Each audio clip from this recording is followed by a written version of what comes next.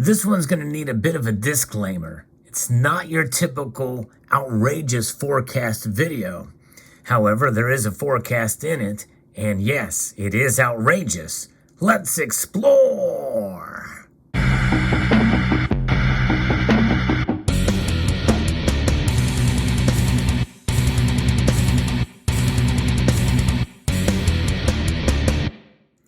For those of you who have been following my channel and other channels as well, a lot of times we like to have that process, that dialogue of talking about where the prices could go, what some people predict the prices will go to. That can be dangerous at times because people bank their strategies or financial strategies on these predictions.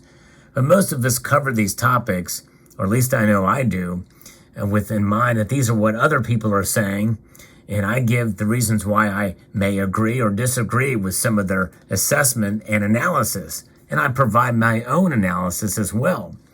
This one is a little bit different. And even though some of it is outrageous, we can certainly see some of these happening for next year in 2023. I'll be referencing an article here from Kitco News that talks about this. And the outrageous is in the title of this, because it really is insane when you think about what's going on in the world today and what could happen. Largely, most of what we're talking about here 5 years ago would have almost been a loony bin territory, or certainly an insane asylum to think about these things happening this quickly. But nonetheless, global economic uncertainty and heightened geopolitical tensions will create a worldwide war economy that prioritizes domestic supplies and price caps, ensuring that inflation will remain persistently high through 2023. And I don't think that's really that far from where we are at right now. I think that sets us up for this. And what these things could happen, there's three of them that could happen that will definitely send gold to $3,000, according to Saxo Bank. So taken to its extreme, this scenario would be very good for gold, with Saxo Bank offering an outrageous forecast of $3,000 per ounce. But that's on those conditions. 2023 is the year that the markets finally discover that inflation is set to remain ablaze for the foreseeable future, Ole Hansen, head of commodity strategy at the Danish bank, said in this report. In an interview with Kitco, Hansen added that his price target is not an official forecast, but more of a thought experiment on what happens if extreme scenarios in the global economy unfold. And why this is important in this thought process is to understand the drivers for gold in this case. In other words, what we're going to see here is a scenario where gold is going to play out as that inflation hedge, as a store of value, as the one stable commodity money that has proven itself over thousands of years. And in this case, it's going to go up to a couple of $1,000, $3,000 to be exact, is what they're saying. It's not so much about being right, but starting a discussion on the challenges the global economy faces and how that will impact gold, he said. Fundamentally, a war economy is inflationary, and we expect investors to realize in 2023 that central banks are not going to be able to keep inflation under control. And we've seen that war after war after war through the history of the world. Yes, indeed. Hansen said that if inflation remains persistently high, investors will be forced to reevaluate break-even rates. Any drop in real expectations should weaken the U.S. dollar. That's real rate expectations. And what does that necessarily mean? In other words, it means that what we are saying right now is maybe the beginning of it, when they are thinking it's going to be a half a percentage point rather than 3 basis points. And we'll find out or 3/4 of a point. We will find out very soon what the Fed is going to do. But that pullback, if we see that on a consistent basis to a half a percentage point in December and then in January, I think that means that the dollar is definitely going to be in trouble, at least to an extent. It does not necessarily mean it'll it'll go down a whole lot, but I think it could possibly not go up as much. It could stabilize. And then if it goes down to a quarter point rate hike, I think that's when we will start to see the dollar start to be in trouble. But that's not an extreme scenario. The article continues here.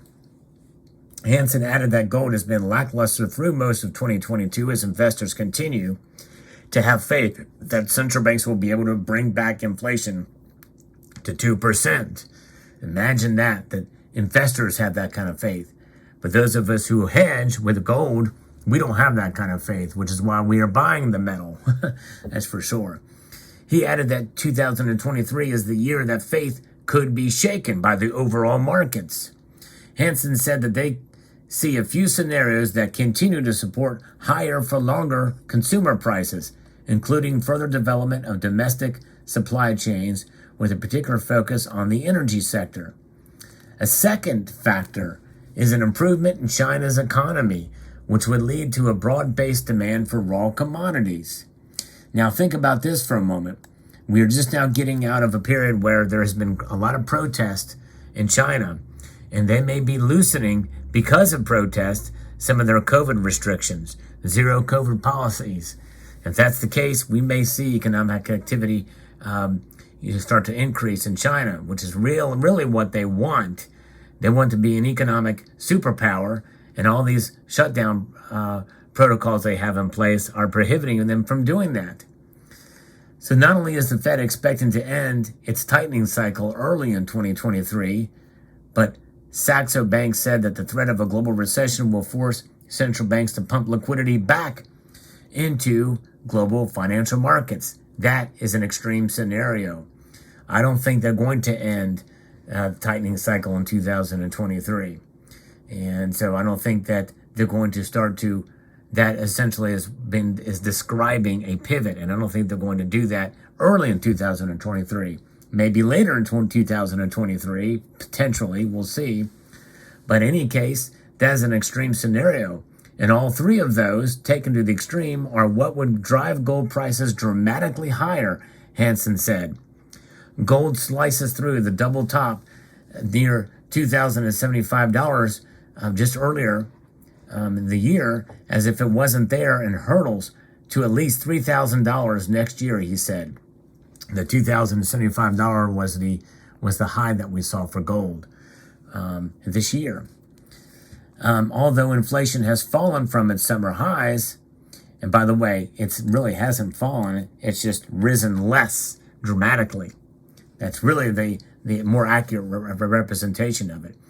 It remains persistently high even as the Federal Reserve prepares to slow the pace of its aggressive monetary policy tightening.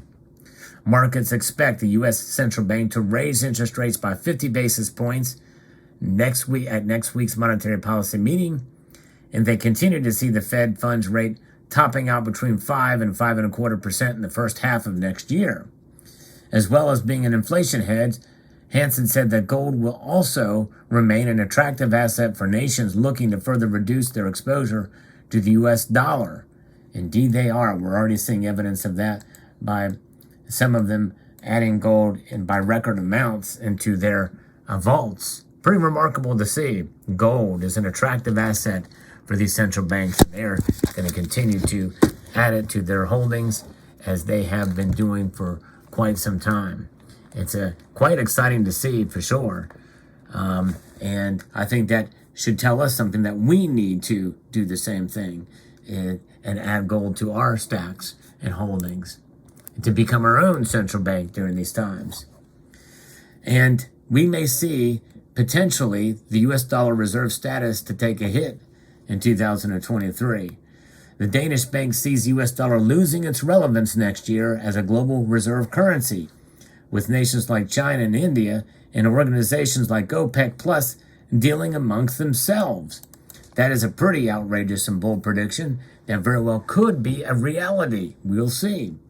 Recognizing the ongoing weaponization of the U.S. dollar by the U.S. government, non-U.S. allied countries moved to leave the U.S. dollar and the IMF to create an international clearing union, an ICU, and a new reserve asset, the Bancor, a currency code key using Keynes' original idea from the pre-Bretton Woods days to thumb its nose at the practices of the U.S. Now, Keynesian is the new, essentially the new thing that we're talking about. John Maynard Keynes was definitely more demand side, and that's economics opposite of the Austrian school, for sure, or which is what the Mises Institute recognizes there or agrees with. And so that's just it. It's a thumb its nose at the practice of the U.S. leveraging its power over the international monetary system. Saxo Bank strategist for Greater China said in his report, but the International Clearing Union, or this other thing, would basically replace the IMF, but there's also sort of a competition there between that and maybe a potential Eastern European Union or a Moscow World Gold Standard. See how that plays out. A natural solution for China and its many trading partners, particularly energy and other commodities exporters, would be to find a new non-national currency reserve asset upon which to trade. And that could be the case where we may see the BRICS organized together. Wong noted that currently 20% of the international trade is destined for the U.S. At the same time, more than a third of international trade is invoiced in U.S. dollars. And nearly 60% of global foreign exchange reserves are held in U.S. dollars. That's the dollar's hegemony.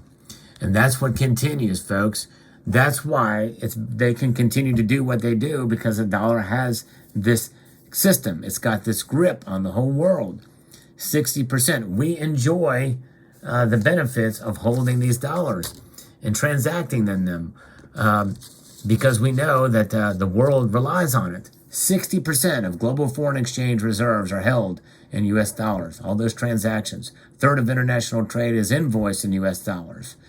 Pretty remarkable. So the new global currency would result in non-aligned central banks cutting their U.S. dollar reserves, U.S. Treasury yields soaring, and the greenback falling 25% versus a basket of other currencies. And here's the kicker, folks. As bad as we are here in the United States with our Keynesian monetary policies, with modern monetary theory, there's other countries, and most of the countries of the world are even worse than we are, which is, I think, some of the reason why they don't do it, why they're not so quick to abandon the dollar.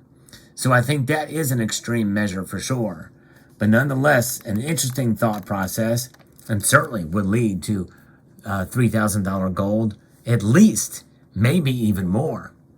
Regardless of what happens, no matter how extreme or not that things go with this type of thing, the best thing that we can do is to hold gold, no matter what governments do, no matter what financial institutions do, no matter the prognostication. We know that gold has proven itself time and time again and shall continue to do so as we march on through time. And history has proven that gold is the ultimate hedge against economic instability and will continue to be that way for thousands of years to come. So let me know what your thoughts are in the comment section below. I'd like to extend a multitude of gratitude to you all for taking the time to watch, and to encourage you to please rate, share, comment, and subscribe. And I mean it. I'm not joking around here.